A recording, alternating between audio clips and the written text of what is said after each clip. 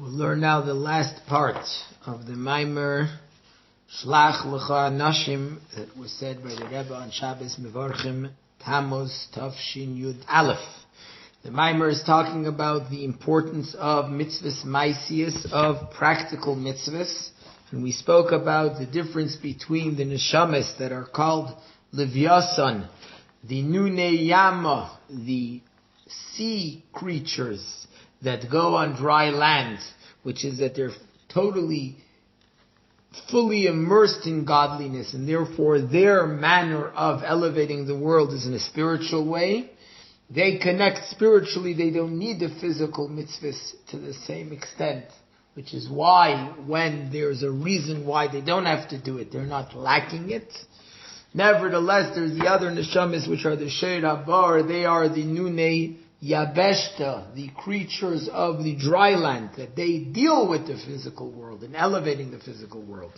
And we spoke about how in truth, since whatever's higher comes down lower, in essence, the concept of being able to elevate the physical world is something which is greater.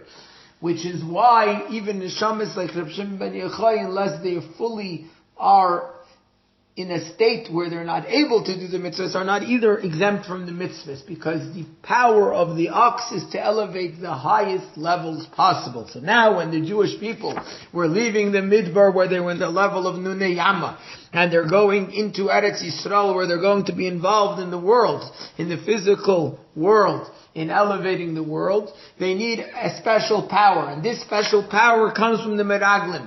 Why from the Meraglim? The Meraglim were sent by Moshe Rabbeinu. They were messengers of Moshe Rabbeinu, and they're now going to bring in the concept of Moshe Rabbeinu to all the Jewish people. What's the difference between everybody else and Moshe Rabbeinu? All the Jewish people at that time, their Avodah was in a way of Shmiya, hearing, whereas Moshe Rabbeinu was in a way of Re'iyah, seeing. What's the difference between hearing and seeing? We hear something which is at a distance from us, which we hear about, we're told about it. Shmiya, we see something, it's part of me. I can't be convinced when I saw something that it didn't happen. If I saw it, I know it's there. If I heard something, someone can bring me proof that it's not real, it's not true. Similarly, when I hear something, it's described to me, it doesn't become something which I actually am. It's part of me. Whereas when I see something, it becomes part of my very essence. And this is the idea of seeing, and this was the idea of Moshe Rabbeinu. This is what Moshe Rabbeinu wanted when he wanted to go into Eretz Yisrael. He said to Hashem, let me see the great lands. Ebrana ve'eres ha'aretz ha'teva. Let me go over and see the land. Why did he need to see the land? His whole purpose was to fulfill the mitzvahs. What's the point of seeing? He wasn't looking to eat the fruit. He wasn't looking to enjoy the scenery. What was at the seeing of the land? But Moshe Rabbeinu wanted to bring into the land, into Eretz Yisrael, the level of Re'iyah. Moshe Rabbeinu's level, his connection to godliness, was in a way of Re'iyah. He connected to Hashem in a way of reality. Moshe Rabbeinu wanted to bring this into all the Jewish people as well. That's why he davened Tav Kuf Tes Vav 515 tefillos, that he should bring the level of Moshe, the level of sight, the level of bittul of Chachma, which Chachma is the essence, something which we're not in touch with as much. There's the famous story, it's brought in Chassidus, that the Arizal would sleep on Shabbos afternoon, and then he would tell his students what he saw, and he said that it would take him 70, 80 years to describe what he saw. Because when you see something and you want to later give it over to someone else in a way of hearing, it's something which is hard to be able to do it. But in truth, we all have a neshama that connects to that level of Hashem. That's the level of chachma of our neshama. But we are not in touch with it. That's above us. That's above our intellect. Only bina, hearing, is something which we relate to. Moshe Rabbeinu had the essential bittul to Hashem, where for him, his connection to Hashem was in a way of seeing. He was completely connected in that way. And that's why we see that sometimes a person can hear about something, and it's described to him, and he knows it, he understands it, but when he sees it, he enjoys it, he has a pleasure that he's never had before. The same thing in a different way. If a person hears about a great king that's far away in a distant place, He hears about how everyone bows down to him. He hears about the greatness of the king. It won't bring the same awe and fear as when he actually goes and sees it for one moment on his own. Then it becomes something which becomes real to him. Moshe Rabbeinu wanted the Jewish people to have their connection to godliness to be in a way of seeing. And that's why he wanted to go into Eretz Yisrael in order to bring in the idea of seeing. Now, why is this idea of seeing such an important thing? Because in order to actually go and elevate and transform the physical world, a person's going into a place which is outside of the realm of Kedusha and elevating and bringing into Kedusha. That's the highest type of Avodah, but it's a tough Avodah. For that, a person needs to connect to the essence of Hashem, where it's real. Godliness is real to him, because only when something is real to me can I go to something which is outside of the realm and elevate it. And that's what the Jewish people needed. So now the same way, since Moshe Rabbeinu wasn't going into Eretz Yisrael, instead he sent them a Raglim. He told them, you're my messengers. Kulam Anashim, they were all holy people at that time. They were kshavim, they were on a very high level. He said to them, you're my messengers, you bring my level of seeing. Go see the land, bring the idea of seeing into the land so that the Jewish people can have the level of seeing when they come into Eretz Yisrael. And that's what Moshe Rabbeinu sent the Meraglim for. The Meraglim who were sent by Moshe Rabbeinu, they messed up. But that's also where there's a difference between the Meraglim of Moshe and the Meraglim of Yeshua. Moshe sent Meraglim, he said, go check out the entire land. What does it mean, the entire land? The entire land shows on all of the 7 nations, everything which is in a person, connect and bring into the Jewish people the power for intellect and emotions, for the essence of their soul, whereas Yeshua only sent them to Yerichai, which is smell, that's only the garments, which are the most important things, thought, speech, and action. When Moshe Rabbeinu tried to bring the Jewish people to the level of tzaddikim, a tzaddik doesn't want anything bad. A tzaddik, for him, bad is totally disgusting.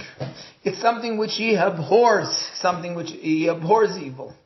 That's the idea of loving Hashem to the extent that the emotions are in a way that the person doesn't want anything except for Hashem.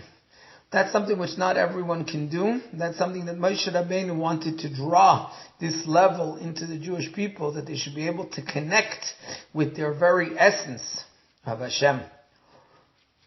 Yeshua said, will bring them only to the level of Beinoni. A Beinoni means that at least in thought, speech, and action, a person isn't doing the things that he shouldn't do. Doesn't do the things he shouldn't do. He doesn't speak the things he shouldn't do. And even thought, which is thought of Avedas, or even worse than Avedas, he doesn't even have sinful thoughts. But that's something that Yeshua did with his Meraglim. He brought the Jewish people the ability to that.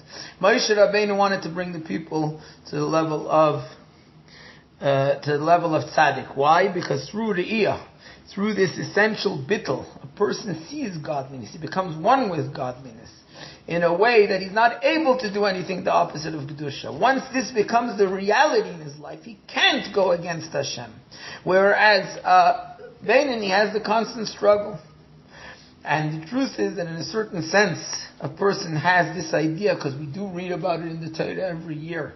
On Pasha Shlach, a person does have, in a specific sense, the idea of seeing.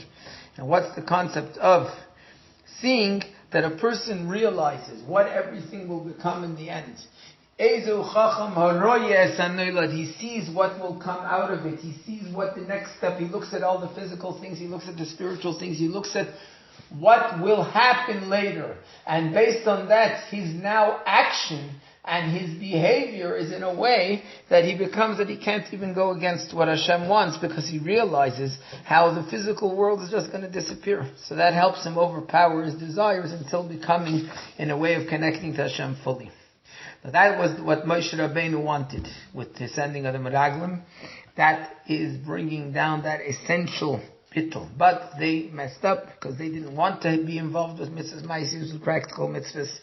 They said if we're going to get involved with practical mitzvahs, we're not going to be able to overcome it. We're going to be swallowed up. Eretz Eicheles Yishvei, if we're going to get involved in the physical world is going to swallow us up. They didn't realize Moshe Rabbeinu was bringing them to the level to give them the power to be able to do that. They were lacking that bittul that Moshe Rabbeinu has.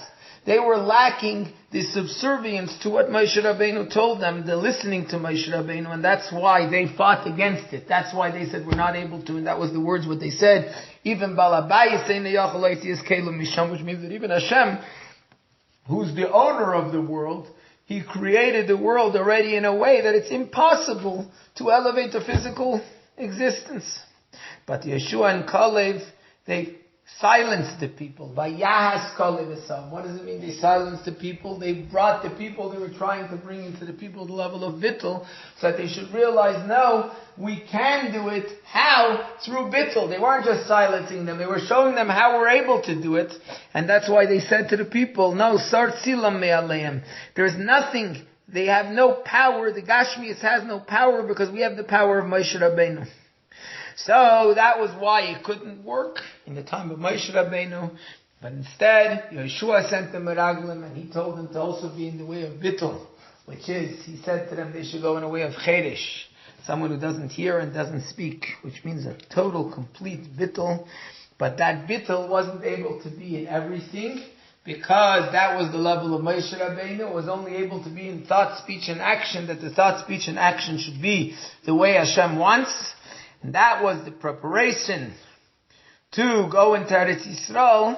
But that started already, that preparation that was in Yeshua's time. They were only continuing from the preparation which already started through the Meraglim of Moshe. But in Yeshua's time, they couldn't express it in the full way.